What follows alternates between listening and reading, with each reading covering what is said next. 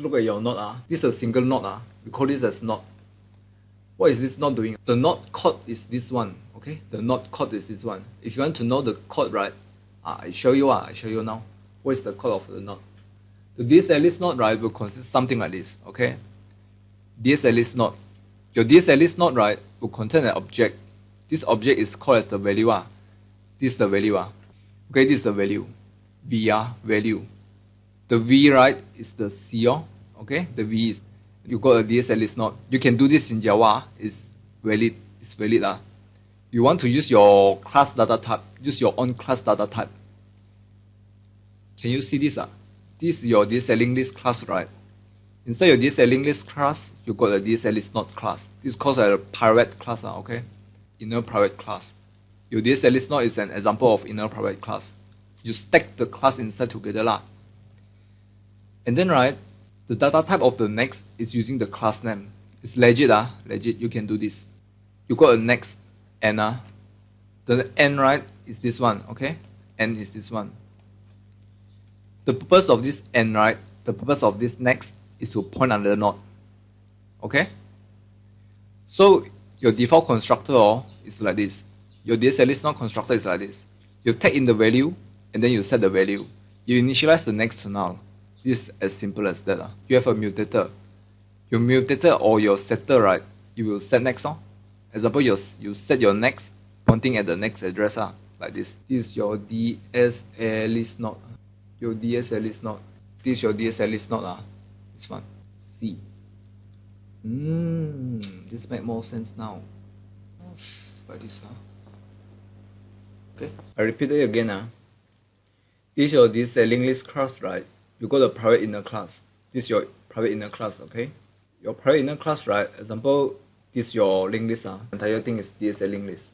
This DSList list, right, would have DSList node. Your DSList node is this light blue. Okay, it's light blue. Your DSList list is something like this. Got a head. Okay, got a null. Okay. So initially, say if you want to insert a node, what you do is you call this one. Okay, you call this one. When you call the DSList node C, right, your default constructor, what we do is, if you open a new one, you open a new DSList node. So example, if you set your value as C, right, so you put the value as C. Okay, you put the value as C. And then the next, right, initially is null. Initially is null. Okay, look at this diagram. Your DSList node is like this. In short, you can call it as node. Okay, call it as node. If you want, you can call it as node. Let's look at double linked list. Example, right, this is not a formal UML. Just something I do. This is not a formal way to write UML. Previously, you only got now one next. What you need to do in your double-ended, wow, so damn long at the name. DEDL, DEDL, double-ended doubling, daddle. Okay, in your daddle, right, you not only got next, not only next, you got a previous, one more variable, one more class field called as previous. Okay, this is what you need to do. First thing what you need to do is you need to add one more field, previous. Okay, and then right in your this one mutator, we are talking about mutator now. In your mutator, right, you will go to set next, set previous, set next, set previous for this one. Okay, and of course, right, you need to have an accessor. Accessor. What is this accessor for? This accessor, right, for get value, get next, and get previous. Okay, get value, get next, and get previous accessor for this one. This is your DSList node. This is what you need to modify. This code is from your lecture slide 1. Okay, you need to make modify to this one. And then let's look at your DSLink list. Your DSLink list. Now we are looking at DSLink list. Inside your DSLink list, right, you need to initialize two things. Your DSLink list, right, example in somewhere in here. So you got a private class field. Your private class field, right, what is the data type? The data type is your DSList node. DSA list node, okay? LN, DSList node. And then you got the head and you got the tail. Can you imagine? Your private DSList node, right? LN, this one is list node. The DSA list node, right, will got a head and tail. From here, list node, the data type is from here. Okay? You got a head and tail. You got to insert first, you got to insert last, you got to remove first, remove last. So example, right, your double-ended linked list is something like this. Example, your head, then you got a tail. Your head, right, is pointing at this direction. Example, you have an A, right? A, and then you got a next, and then you got a previous, and then your next is pointing to the next item. Say this is a B, your B got the next also, then got a previous also. And then lastly, we got a C, example, this is a C. So your next is pointing at C, correct or not? Your C is also got a next, and also got a previous. And then your next C, next, right, what is this pointing at? Be pointing at null, okay? And then your tail is pointing at C. And then, right, your previous point at null. And then what is the B previous? The B previous is pointing at A. So where is the C previous? The C previous is pointing at B. Okay? This is the concept of double-linked list. Okay? Double-ended double-linked list. DDL. Okay? This linked list would be called as double-ended double-linked list. DSA double-ended double-linked list. Called like this. DSA DDL list. Your double-ended double-linked list would look like this. Okay? Before you start coding, right, make sure you know this concept. If you don't know this concept, you really cannot proceed one. Make sure you know this concept. Most importantly, you need to know this concept. You need to able visualize it. Now I want to explain how to insert first, how to insert last. Example, we have a head and tail. Initially there's nothing. I insert first, say letter B. Okay? Look carefully. If I insert letter B, what happened? If I want to insert B, right, what I do is I open a DSA list node. Okay? First thing is I open a DSA list node. So this is my list node. My DSA list node, right, will consist of B and consist of next. It consists of previous. This is our DSA list node. When I insert first, the first thing is I create a DSA list node. Okay? This DSA list node will contain a value, called as B. Here, B. And then we got the next, we got previous. The previous is pointing at null. So after we do this, right, if our DSA double-ended linked list, right, if it's empty, what we need to do is we want the head pointing at this direction. We want the head pointing at B. We want the tail pointing at B also. First step. If it's empty, if your double-ended double-linked list is empty, you want the head pointing at this thing. And we want the tail pointing at this thing. Example, we insert first A. Now we want to insert A. Let's see what happened. When we insert an A, right, we initialize a new list node. Okay, we initialize a new list node, and then we got a next, we got a previous also. And what do we need to do next? You tell me.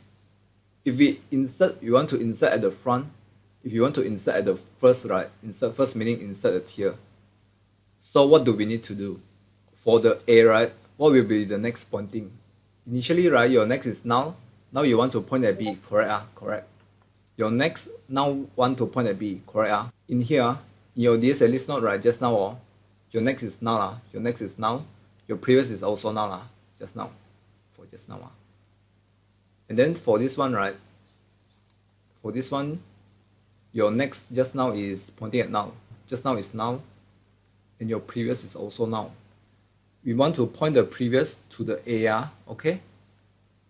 We want the previous pointing to the A. Complete already. Beautiful, all this linked list. So we already construct our insert first. Let's now try insert last. If I want to insert C, right, Then we need to initialize your DSList node, wrong? Then your DSList node, right, would have a next and will have a previous okay?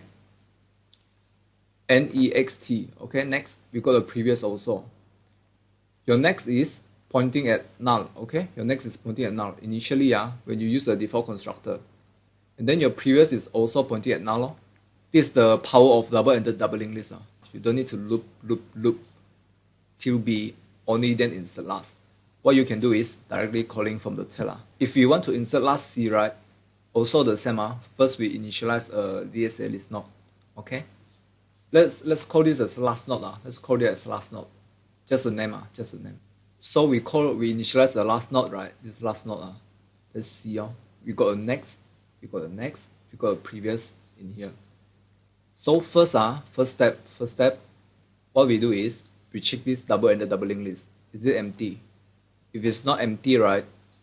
So what do we need to do is we call from the tail. Okay, we call the tail. Our tail, we want to, because the tail, do you remember? I said it just now. Your tail is list node. This one. This one. Your tail is a DSL list node. Okay.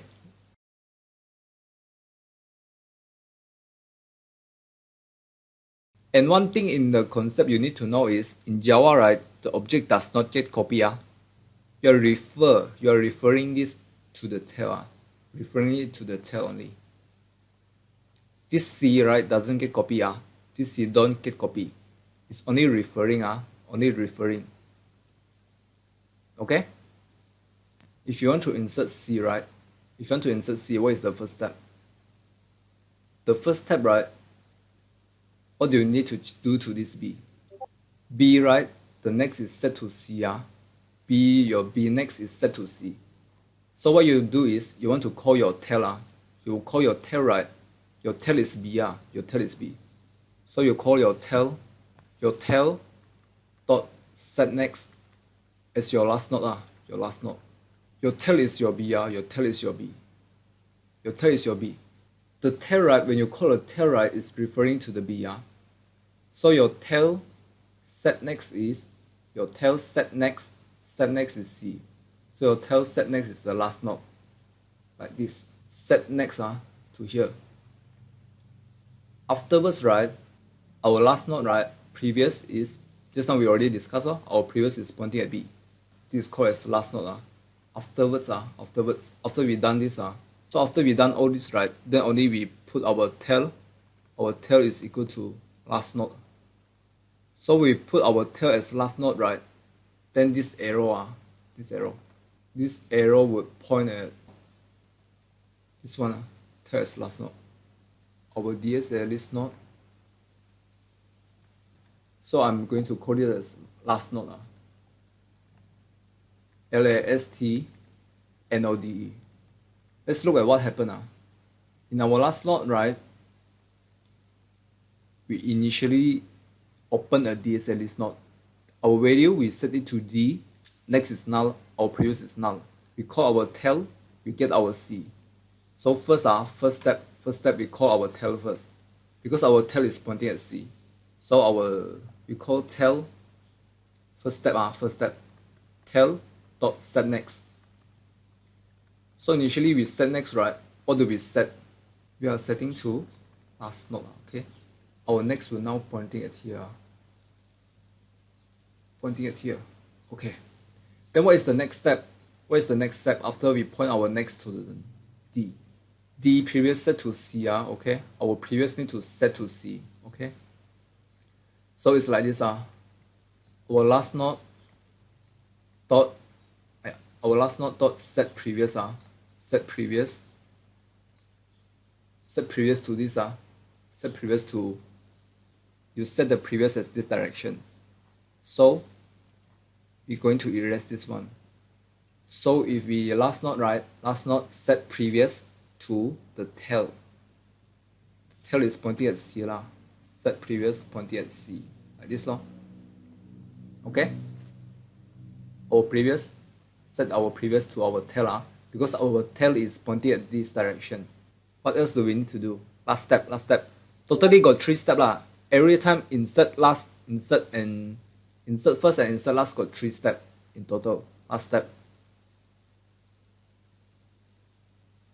What is the last step we need to do? Yeah, we need to set our tail to our last node.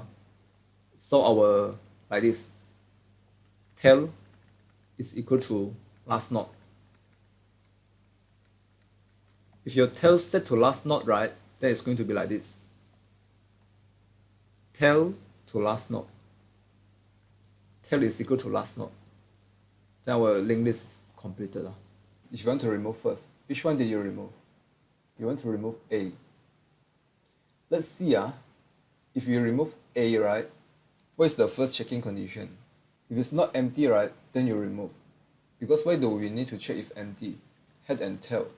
If your head is empty, right, your head is null, and your tail is null, right, then when you call head, right, what would happen? The result is null. If you invoke, right, null dot, example, the method name, right, then it will show you null exception. That's why you check if it's not empty, right, then only you invoke another method.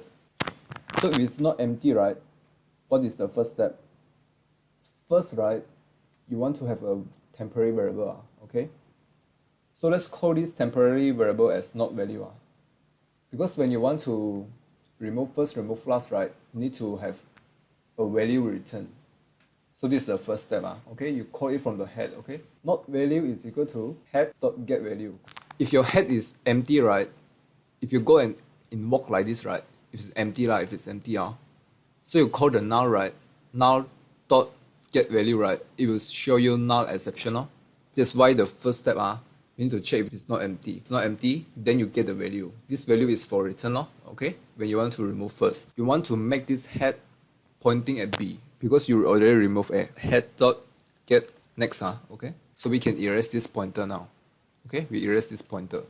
Is there any checking we need to do? In the third step, let's see what happened if you didn't check. Set previous as null, okay? Because we want to let this previous pointing at null when we remove the A. This one is removed already. Left with this one, correct or not? This one is null. We already set it to null. Head, we set the previous to null, okay? If I remove B following the same step, if it's not empty, right? Okay, if it's not empty, still got value, then we set our not value is equal to head.getValue, What is head.getValue? What is the value? B, okay? The value is B, this one for return, okay? And then we set our head is equal to head.getNext. Our head is equal to head.getNext. What is the next? This blue one no longer exists. You already make it pointing to null, okay? You point it to null, okay? What happened if you didn't check? You direct go to third step. Null pointer exception. Because your head is null, null.set previous, null got set previous method, you see the problem already or not? Change your code if you haven't do it correct. I don't like exception, I don't like to cache exception. Because if you cache exception, right, most likely your code will stop executing. If you already handle the exception, right, you don't need to cache. I tell you, cache is not efficient one. When you want to try cache, right, try cache is very expensive. Try cache. If you rely on try cache, right, example in C programming language, your C programming language don't have cache one. By best practice, you should prevent the exception from occurring, but not relying on the try cache. Cache is very expensive. When you want to cache something, right, it will make your program very slow, especially when there is exception. Let's look at remove last. If you want to remove last, right, which one do we remove? 3 conditions. First condition is the head and tail is completely empty. If it's completely empty, right, your head is pointing to null and your tail is pointing to null. Because if the head or the tail is null, right, then you cannot invoke like this, okay? Because null itself is empty, okay? None. Nada. If the head is nothing, right, you cannot call like this. If the head is null, if you call null.method name, any method name, right, what will happen? It will cause null pointer exception, okay? Let's see, if you want to remove B, tail.getValue, okay, get value. First step done, okay? We already get the value, so our B would return a letter. What is the second step? If you want to remove B, where do you want to set your tail? Tail is equal to tail.get get previous. Okay? Okay? The pointer would point at this direction. Okay? Tail is equal to tail, just now in here, get previous, so our tail will point at this direction. Okay. What is the third step? Okay, we need to set B to null. Is there any checking condition required? What is the next step? Set B to null. If you want to set B to null, how do you set it? Tail dot next equals to null. Now B is removed, B is removed, because you set your next to null, set it null, okay? Let's follow this step again. You left with A, if it's not empty, right, not value is equal to tail dot get value. Tail get value is A, okay? You return this not value later. And then, right, fourth step, in the fourth step, you will return the not value. Let's go to second step. Second step, right, tail is equal to tail dot get previous. Tail dot get previous is null, okay? So your tail is null already. So in this second step, right, your tail is equal to null already. Correct or not? What is the checking condition we need to do? If tail is null or not. Yeah, you need to see if tail is null or not. If tail not equal to null, then only you want to set it. Okay? This is the modification you need to do. Later go back home. Okay?